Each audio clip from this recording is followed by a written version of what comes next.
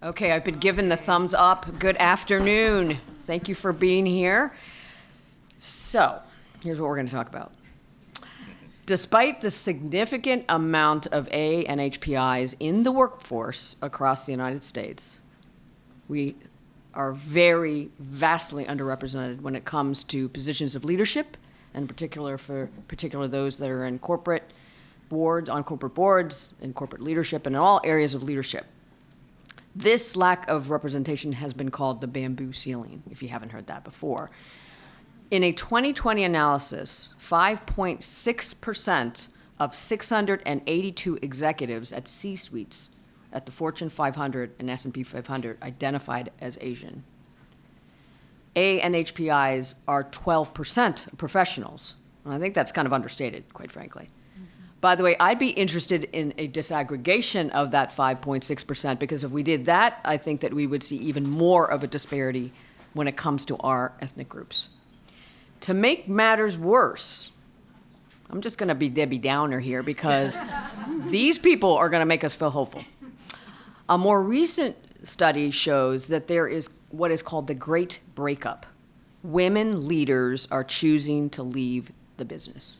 They're not leaving business altogether, but they're leaving major corporations and major areas of leadership because they're not comfortable with the status quo. They're not comfortable because of the broken rung. They're not getting promoted. They're not seen and heard. They experience microaggressions. They do a disproportionate amount of unpaid office housework.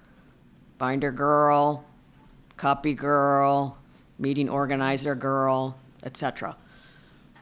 All of these encounters are even worse for women in our group, even worse.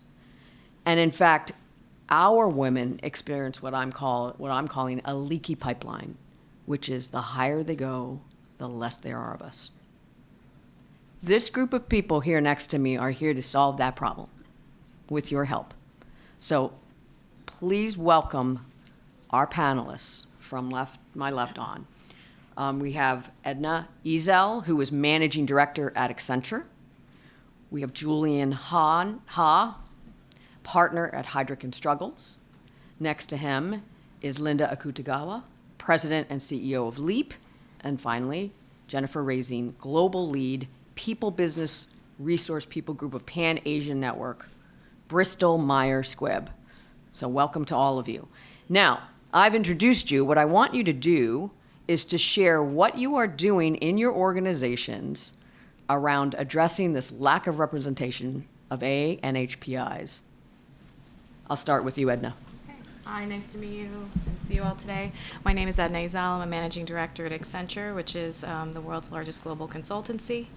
I am responsible for working with financial services clients, mainly banks, around large technology transformations or putting out new products into the market.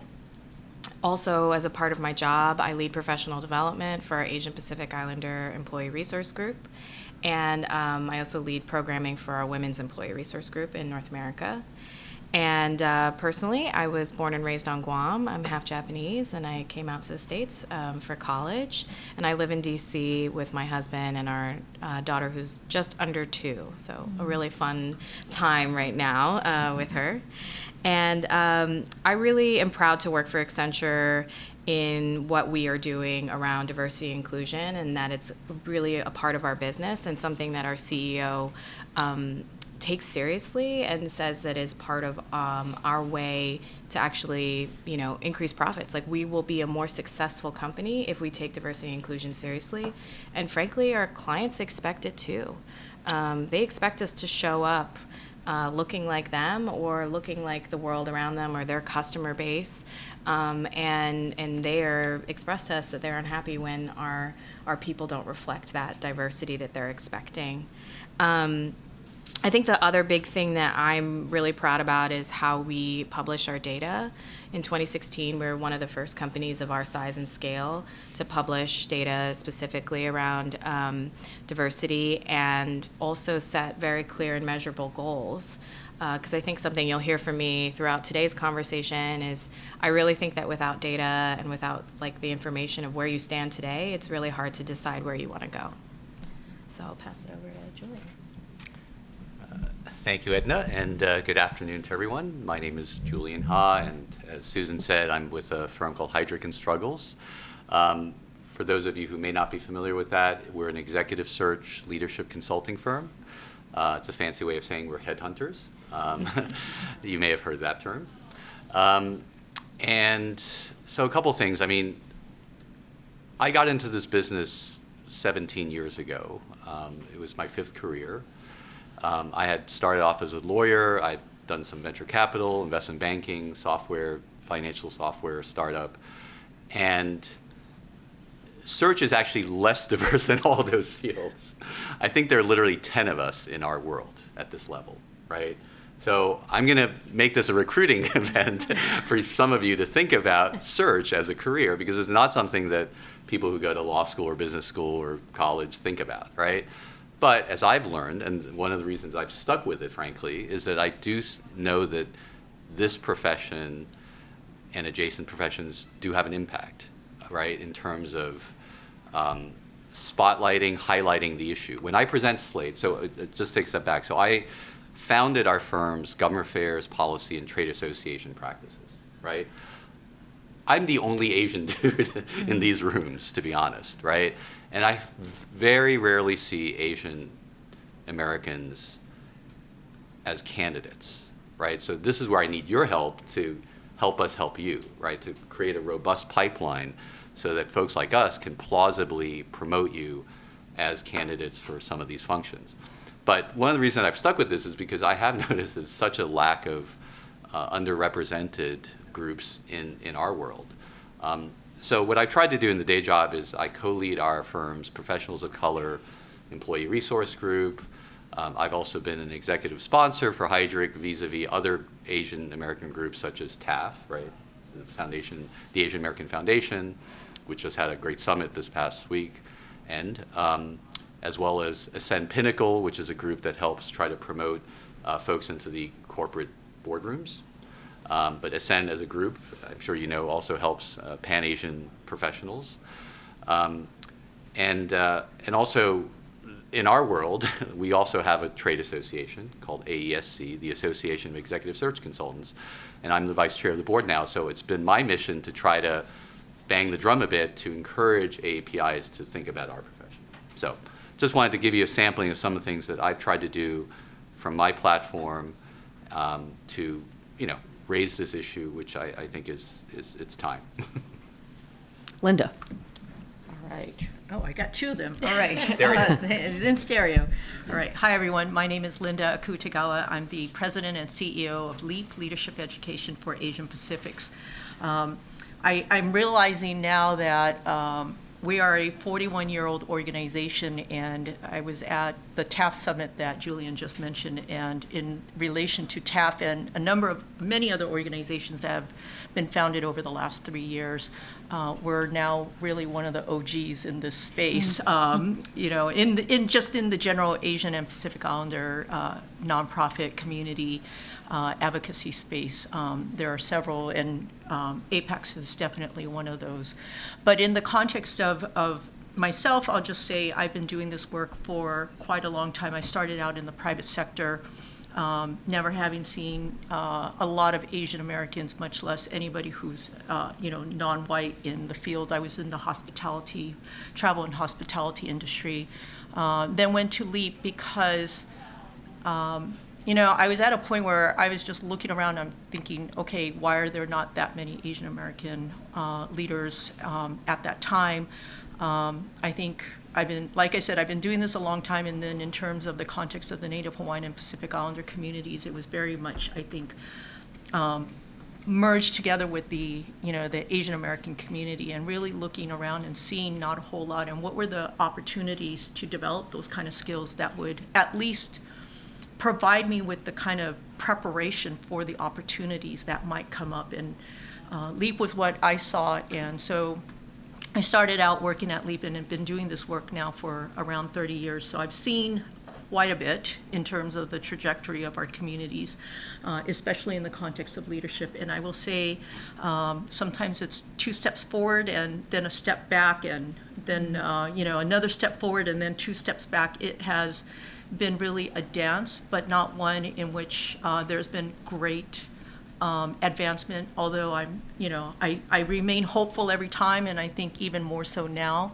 In terms of the work that LEAP is doing, I mentioned that we're kind of the OG, I guess, in this. We were founded to really uncap the talent that exists within Asian and Pacific Islander communities, because we believe that we have the leadership capacity, the leadership skills and capabilities, but it was never really seen because there is a prevailing assumption of what leadership has to look like. And I think that is something that we're pushing back on now, but also at the same time being able to navigate the environments that we're currently in to try to change those systems. So you got to both be inside and outside the system to make those changes. And so I'm going to just share some information. I had our director of programs did a presentation to our board recently, and I really think this is a good way to encapsulate what we're seeing. And I'll just briefly say, we're seeing impacts related to discrimination in the workplace.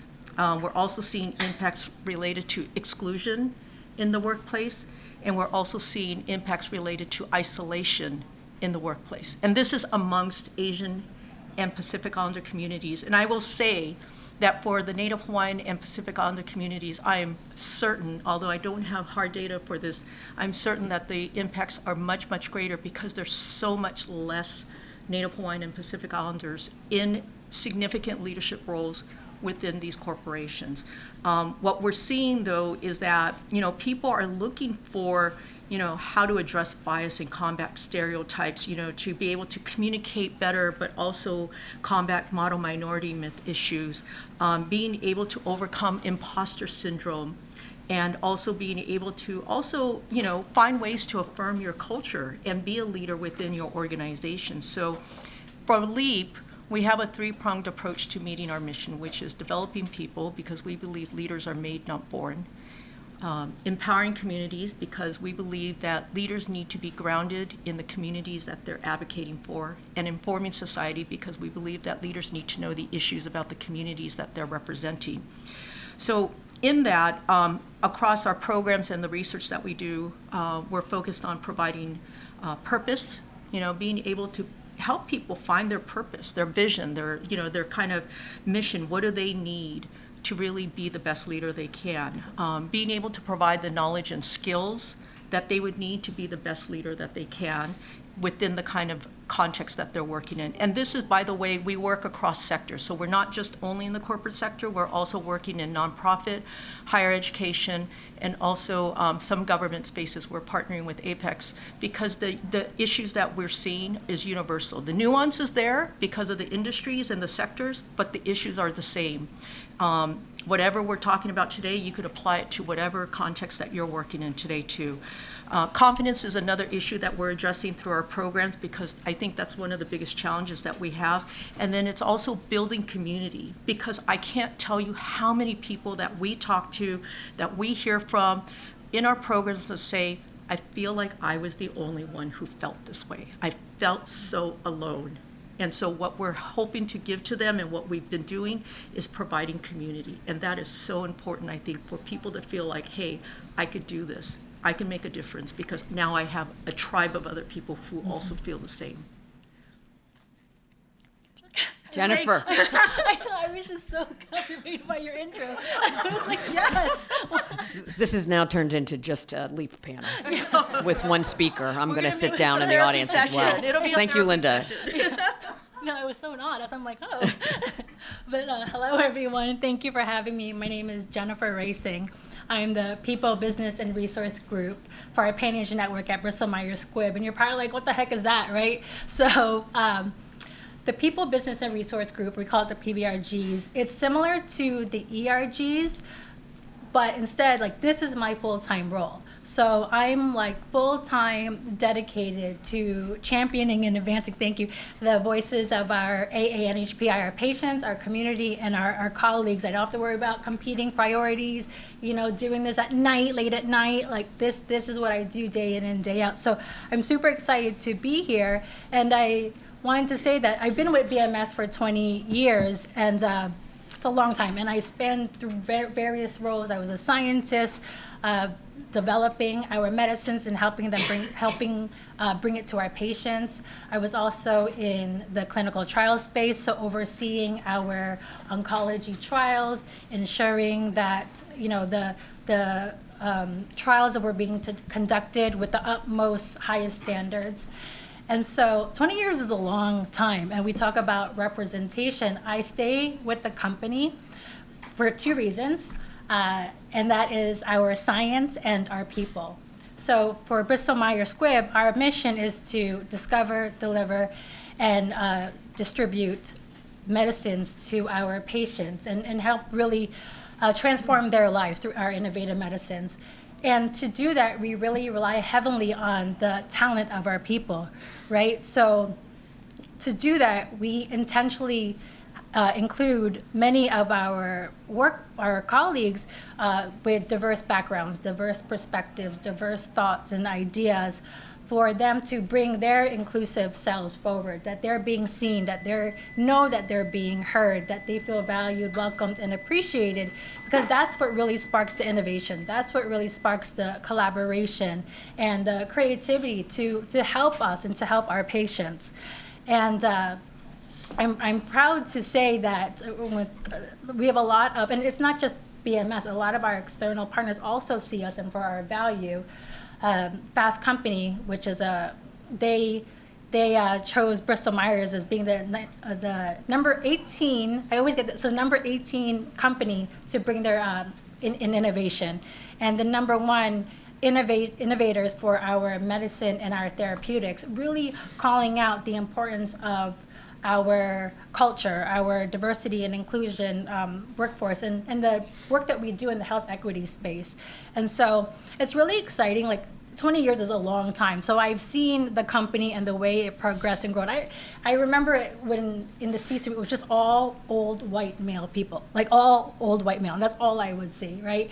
And now we have 20% of our Asian Americans are at the executive level.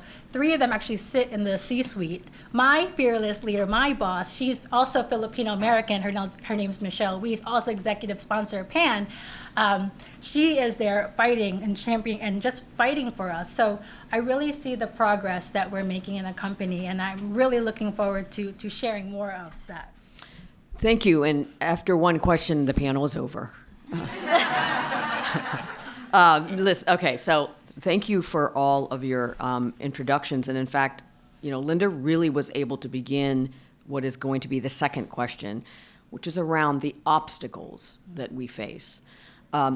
Picking one pet obstacle, I would like you to talk about that obstacle to AA and HPIs in the workforce and talk about how you've either navigated it or you've seen your organization navigate it.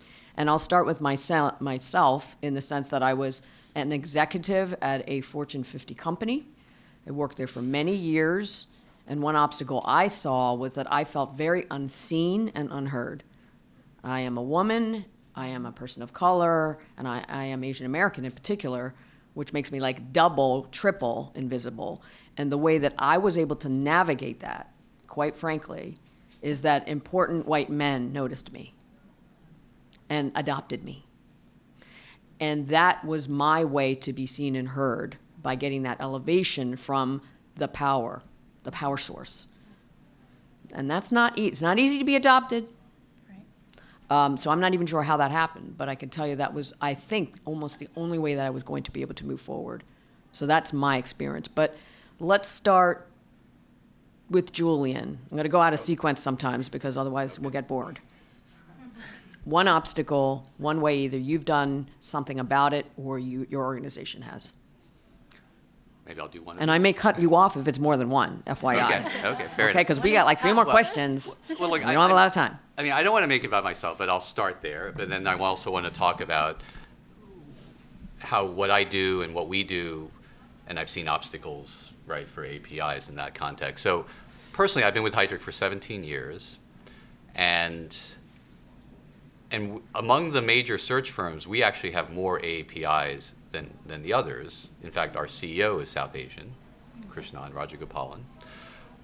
But having said that, until as of last Tuesday, there have not been any APIs in functional or practice leadership roles. That changed because I got promoted last Tuesday. So, thank you. But it took a while. And personally, I raised the issue. I said, I've noticed that there haven't been many APIs in office or practice or industry leadership roles. And it wasn't intentional, Susan, right? It's never intentional. But until I brought it up, people are like, oh, I didn't realize that. Like, it never occurred to them. And I wasn't saying, hey, I deserve that role because I'm API, but I said, look, if we're espousing the values that we are with our clients and internally, I think we need to walk the talk, right? So if it's not me, it should be somebody else. So I guess my point there is, one needs to speak out, one needs to bring it to the attention of leadership and decision makers, and at least give them the option to say, hey, we're noticing this, there's a lack of representation, and what can we do intentionally to change that, right? So I've been working with our CHRO, working with our head of internal talent acquisition to make sure that as we go out and recruit lateral partners or associates or analysts, that APIs are part of the mix that our community is thought of in terms of this profession. And I want you all to be writing these notes down that says, I want to use my voice so that I'm heard, but I also want you to write down, I want the people in power to notice. All right? So if you're a person of majority culture, notice. If you're otherwise, use your voice. Yeah, Thank you. Unfortunately, you can't make the assumption that that people are paying attention, right? We have to bring it to their attention. That is on us, unfortunately. That's just the reality. And then we have to keep pushing. Edna, what do you think? I think I talked a little bit about this earlier, but around data, like that's something that I've been really, really focusing on is understanding where is the gap? Because I think we cannot make the assumption that the challenges of Asian Americans are exactly the same as other minority groups. And sometimes I think people kind of make this assumption, like we'll just use, it's the same problems, and these are the same, things that we can put in place in order to improve advancement or progression. And so I think that, having the data and then also kind of being able to have the honest conversation that this is a unique group, and frankly, also Asians are not, a monolithic group. Yep. The things that you might do for some groups might be different for others. They might need different kinds of support. Different kinds of sponsorship, different kinds of interventions, and so I think for me that's the biggest thing that I focus on within our organization is saying we're going to be intentional about what we put in place, be it like a leadership summit, or we're sponsoring something with Ascend specifically on leadership progression, or with our employee resource groups. And I love that data point because even if you look at our own group, we know that we are not all similarly situated. Socioeconomically, educationally, access to services, and so forth. And what is known about us is only the positive stories about some of us. So data is very important. Jennifer. So for me, it's the model minority myth and unconscious biases. I started out my career as I said a research scientist in the labs, and I remember early on I was like literally pigeonholed into this category of hardworking, technically skilled, quiet, you run your experiments and then you go home. Not really for the person I really was bold, creative, confident, that leader. And so after a while, it really took a toll on my self-worth and who I was as a person. And I was born here in the US, and I'm like, you know, and I grew up in Connecticut where everybody is, and I really used being smart, hardworking, good at math to my advantage. But then when I entered the workplace, there was no room for me to advance. And I knew that I need to change it up, not just for myself, but for other colleagues, because I looked around the company and I wasn't the only one feeling how I was feeling. So that's how I really got involved with PAN and the PBRGs, because I wanted to do more to pay it forward. And it was a white male VP who saw me for my worth, for my value, and saw me for not just being, you know, Asian hardworking, but a scientist that could help with the clinical trial. So that's how I started to advance more and more in my career journey. And when I go to these, now that I'm a PBRG lead and I speak in town halls and organizations, I don't give them the nice fluff, come and join PAN. I hit them with the, this is how we feel, and this is how you're going to help us to, you know, not only just have that voice, but be our voices as well.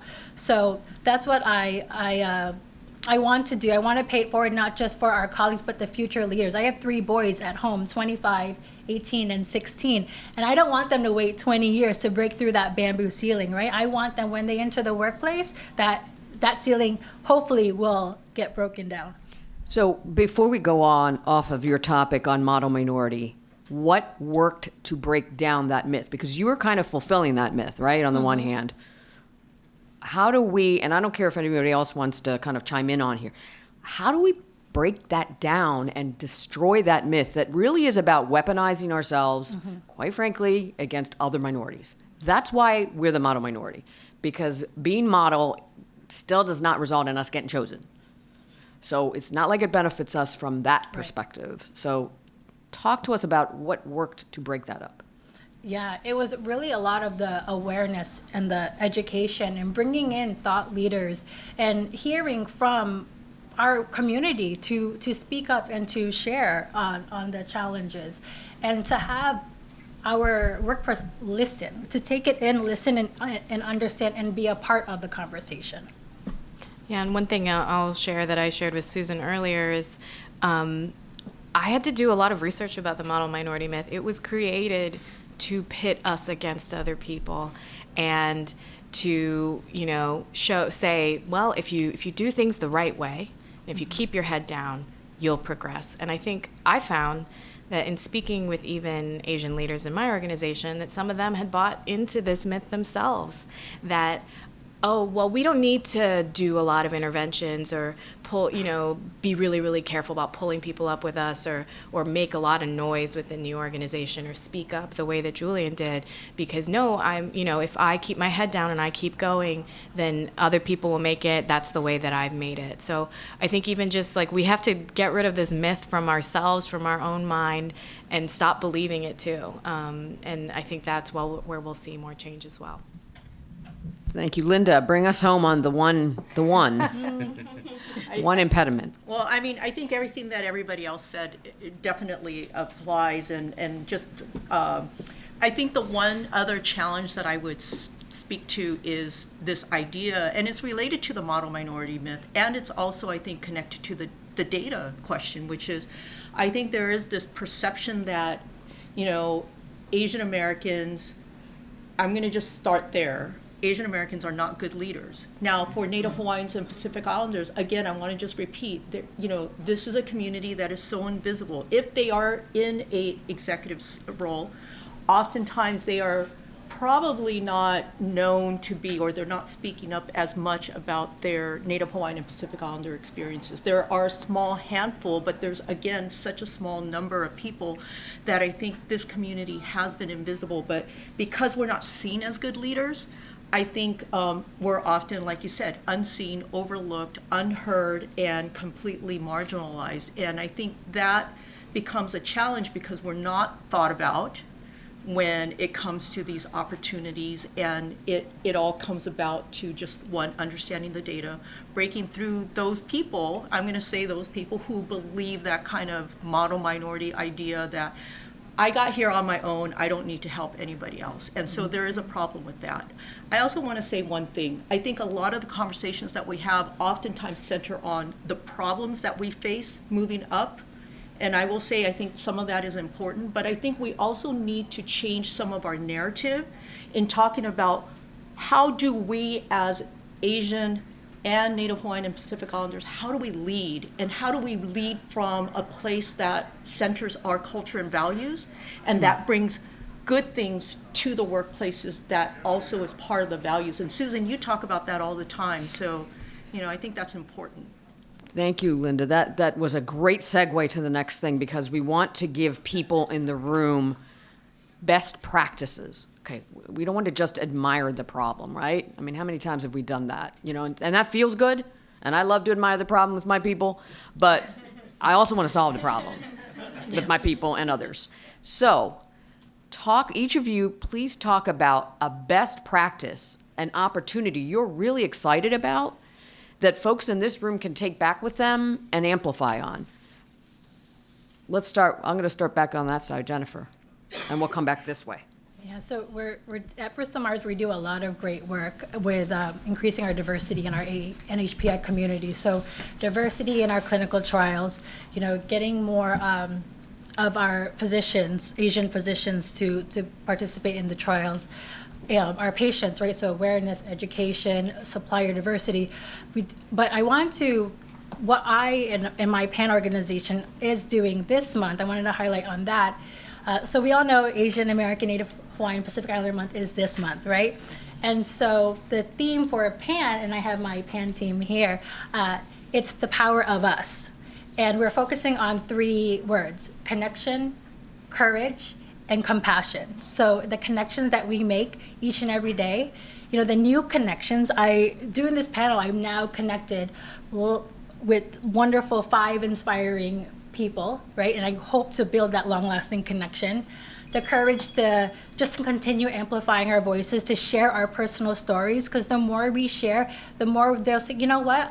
I experienced the same things. I had the same struggles, and the more we can move the needle forward, and just having compassion for each other, and really to take care of one another. So our company had our quarterly town hall a couple days ago, and so our CEO, he mentioned Asian Heritage Month. It was a whole company-wide town hall, and behind him, there was artwork from Amanda Pinko. I don't know if you know her. She does all the anti-Asian hate work in New York City. You see her murals all over Times Square.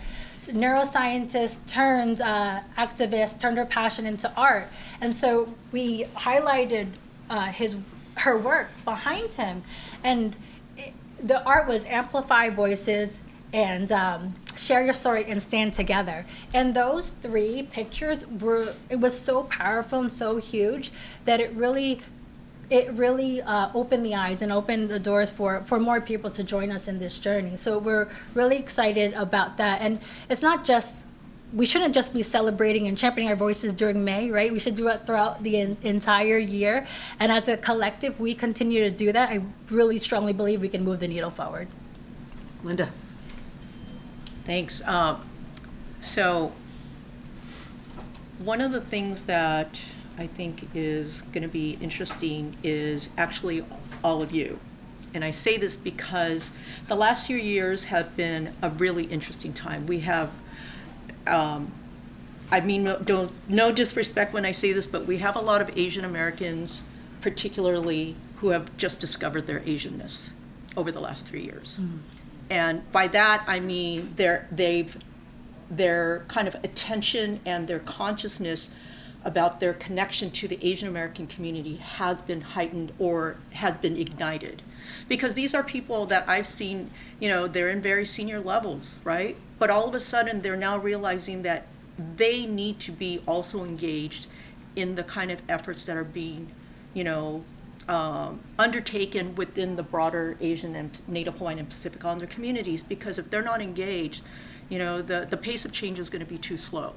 And with that, though, I do say their knowledge is still very new in understanding this community, even though they themselves may be Asian or even Native Hawaiian and Pacific Islander, but they may not know the full scope of all of the efforts, what's been done.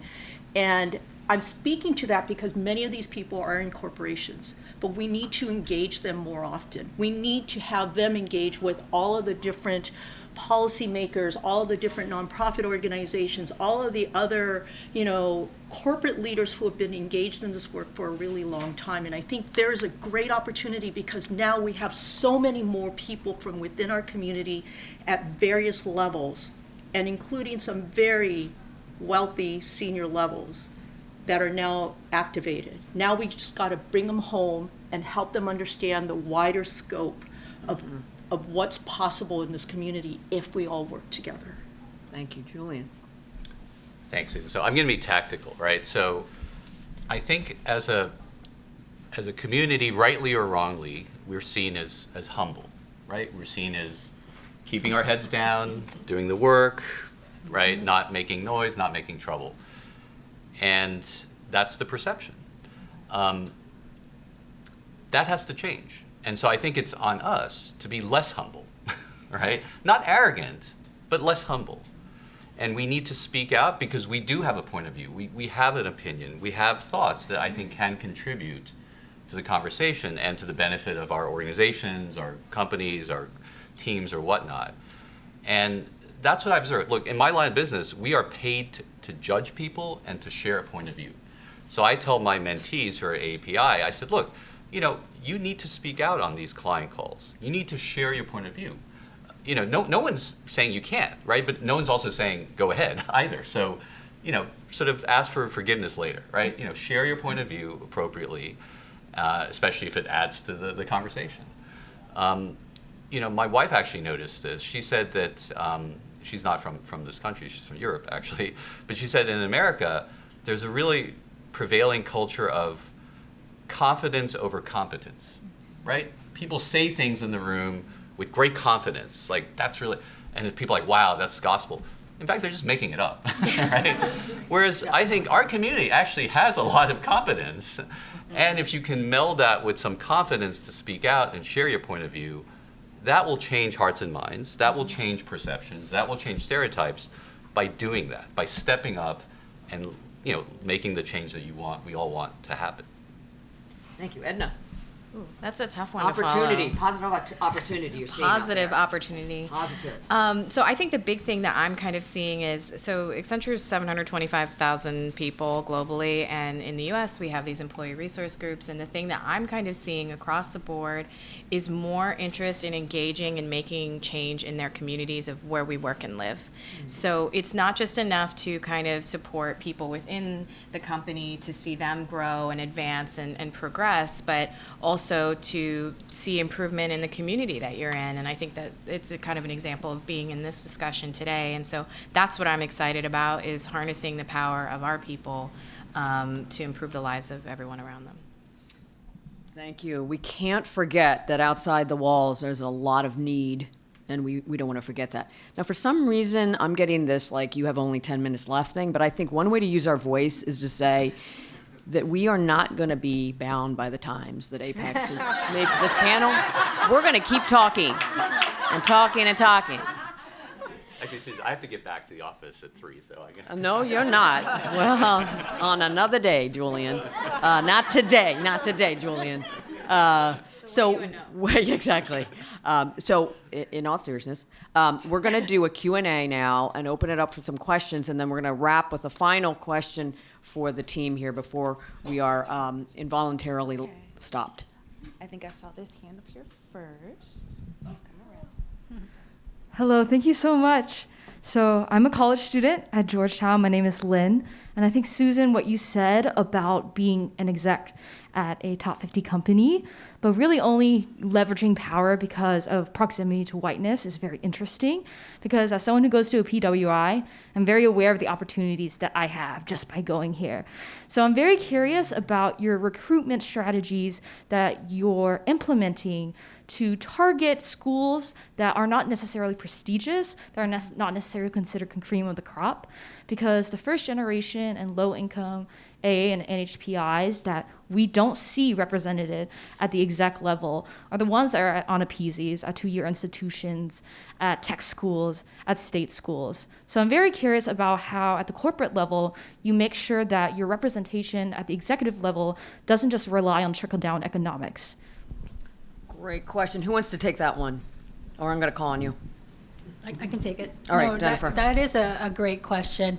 And so for BMS and for PAN in particular, we partner with the other PBRG groups where we go to the various colleges throughout the U.S. And it doesn't have to be the Ivy Leagues, right? It's the tech schools, it's the schools in the communities to really engage the students, to really engage them. And so when they are, and even what we do before they're in college, like we work with high school students so that they know up front, we support them, we sponsor them so they know, is this something that they want to do? And if it is, and they go to college and then they go into the workforce, BMS is kind of top of mind, so that's kind of our strategy there. But we do throughout the U.S., really looking for the diversity in the talent, regardless of where you come from, your background, your education, we welcome and we appreciate that. And let's not forget community colleges, where a lot of us go to, and that is a great recruitment opportunity. But I appreciate your comment. Hi, thank you for this informative forum. My name is Contessa Bourbon. I'm a journalist. I'd like to ask the panelists, particularly Jennifer, what do you think is your greatest accomplishment or contribution to your company, and what values do you have to achieve it? Well, that's a tough one. My biggest accomplishment is just sharing my story and sharing my voice in external venues like this, right? Speaking and getting the word out there. I think it's really important for us to share our story, and it wasn't easy, honestly, to get where I am today. I also was part of the, I talked about how I was being pigeonholed, and I started to think I was that person, quiet, hardworking, heads down. And I had to take a pause and step back to be like, you know what, this is not me. And I need to self-advocate for myself and just continue on that journey with confidence, with grace, with gravitas, so that other leaders see and can also move forward. And you want to I'm going to call on Edna. I think that just really highlights what Jennifer was saying earlier about just believing that if I just work hard enough, I'm just going to do fine and move forward. Personally, I think my greatest accomplishment at my firm is that hopefully I'm leading authentically and showing up as myself and showing other people that it's okay to do that as well. I am proud that I am not the stuffy old white man who doesn't talk about work or doesn't talk about their home life at work and separates everything and is just really stern all the time. And I think that I've actually shown people there is another way, and there's a way to do it while also showing passion for things like being Asian and Pacific Islander, having that heritage, and not trying to pretend like it's not a part of who I am. Anybody else want to talk about themselves? Seriously, this is your chance. I can go on and All right. on. All right, let's get another question in. Oh, we have, okay. They're only coming from this side of the room. Yeah, I know. this side's winning. This side's Oh, we quiet. have one here. I saw this hand go up first. Hi, my name is Jonathan. I work at Instacart, also an incoming MBA at Wharton. Something that I'm interested in learning about more is how we can make sure that career progression is more equitable when so much of it seems to be like unconscious or subtle. So we've talked about like the power of self and kind of manifesting your confidence, as well as like certain structures that could help with that progression. But when like the actual kind of day-to-day comes down to your personal interactions with people who don't look like you, people who are straight and like white, and you can't actually relate with them. And progression is so much about having people like you, and like all these other biases that even if you have like a really robust kind of like career development ladder, like they still don't actually account for it, even if it's on the page. How do you actually go about making sure it's equitable? I'm going to call on Julian for this one because, Julian, you are in a position where companies are coming to you to help them find talent. So you're giving them something, but what kind of education or awareness or bias busting things are you able to do in your position that goes to this young man's question? Sure. Well, I think, putting myself in a, employee's shoes, one thing that I tell candidates and talent is that, you should raise your hand for things, right? You should spot opportunities within your organization, maybe even create an opportunity and volunteer and say, hey, I noticed that you don't have someone doing this, or this is an opportunity. I think that initiative, if the opportunity isn't there, create it and own it and move into it. And I think that kind of, healthily aggressive, self-proactive career management sometimes pays off, right? You have to be careful. You don't want to sort of go into someone else's area inadvertently, but, looking around, seeing, hey, this is something that's missing, and I think this could be good for our team, good for our business line, good for the function. Pitching that to your manager, pitching that to others, I think, again, breaks down the stereotype by doing. And that's what I sometimes look out for when I interview and assess candidates. Like, what did you do? How did you lead? How would people describe your leadership? What was the impact you left, et cetera, et cetera. So, anyway. So, Linda, you're also in a position where you are talking to companies, leaders that want their people to go through your programs. So in your position, how can you bring that truth to power? Are you talking about what we're saying to the companies yes, themselves? like how are we, because it's not just about what we need to do. Yeah. Let's not only blame the victim. Yeah. Let's talk about what we can do to change the way that this world is operating. So talk a little bit about that. Yeah, I think some of the work that we're doing is to do that education, and I think that that's really important. And it's interesting because as much as we've been all talking about this topic for what I consider to be a very long time, I think there's this constant need for just basic education. And I think a lot of the, Jennifer, what you were talking about telling your story, and, Edna and Julian, and Susan, you've talked about it too, is, telling your story. I think that becomes really important. And it's supplemented by organizations like LEAP and APAICS and so many other organizations that are out there, talking about the community and helping to advocate, but also to give data as well too. I would also say to the person who asked that question, I think, and this is probably, actually, I think this is going to apply to everybody. I think here's my challenge to all of you. You all have more power than you realize.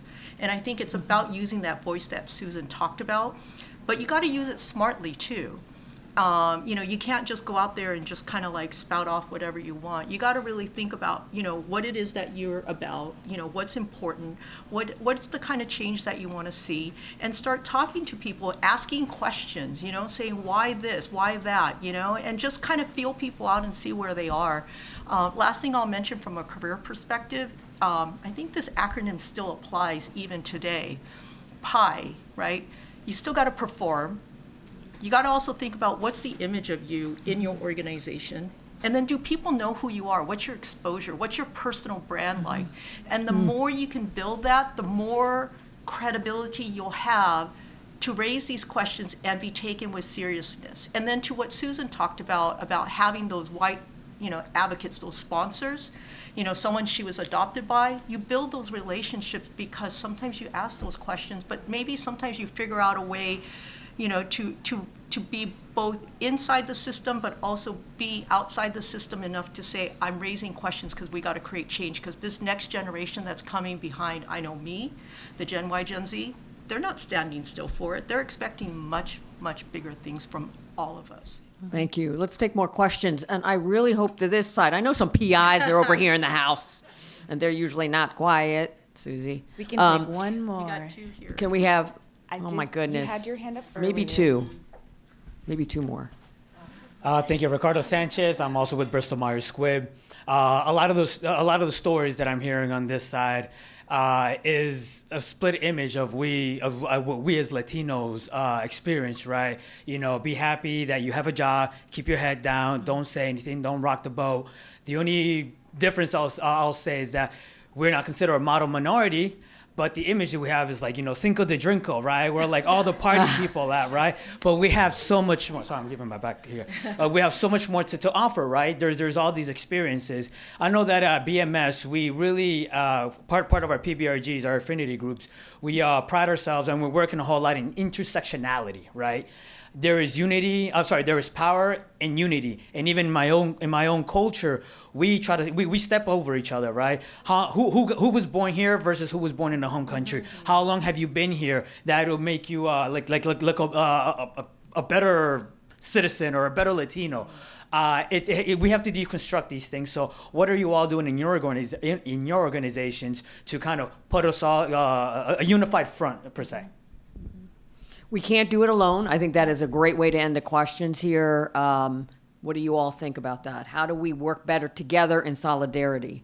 Can I just talk about that then? I know that from my organization, we're working in collaboration with the Latino community. We're working with ASER, which is the Hispanic Association for Corporate Responsibility, and then also the ELC, which is the Executive Leadership Council, African American, you know, the premier African American organization, and Catalyst, which is a women's focused organization, particularly around data and board diversity and advocating for board diversity. I do want to just say, you know, shockingly, the numbers for Latinos in corporate America is really poor given their population in the U.S. and probably even worse for us as APIs, mostly because, you know, the proportionality of population to representation in corporate America, you know, you would expect to be a lot better, is really poor for Latinos, and there's a lot of work I think we all need to do to And advocate. then we're the two fastest growing groups. Yes. Imagine if we Yeah. joined forces and we've got trillions of dollars in buying power. So think about it that way as well. Anyone else want to speak to that topic? All right, so I'm getting this. There's a lot of this. There's a lot of quiet. There's a lot of stop talking. So I'd like to end with final words from our great panelists around what is your number one recommendation to people in the audience who are looking to help solve this problem of lack of representation. Make it quick, because they're just going to cut the mics, the camera's going to be off, the light's going to be off, we're going to get kicked out. What would be your one piece of advice to folks in this room and also in the audience online? I'll just go really quickly. It's bring people along with you. You cannot do it alone, and you must bring them with you. +1. Yeah. There is a Give and May campaign going on for Asian and Pacific Islander serving organizations, and I'm going to say that API organizations receive less than 20 cents on the dollar for the work that organizations are giving. I'm going to just encourage you, go to giveandmay.org, look for an organization that interests you, support API organizations financially. 2 words, accountable and inclusive. So to be accountable and inclusive leaders, but also have people meet you halfway, right? We can do as much as we can do, also hold them accountable, hold our allies and our sponsors and partners also accountable so we can come together. And I will end by saying show our humanity, because the more we show who we are as people, the less people rely on stereotypes and bias and racist constructs, and the more they're able to connect with us as people, and we can connect to them as people, and together we can solve these problems. Please join me in thanking the great panelists for their job today.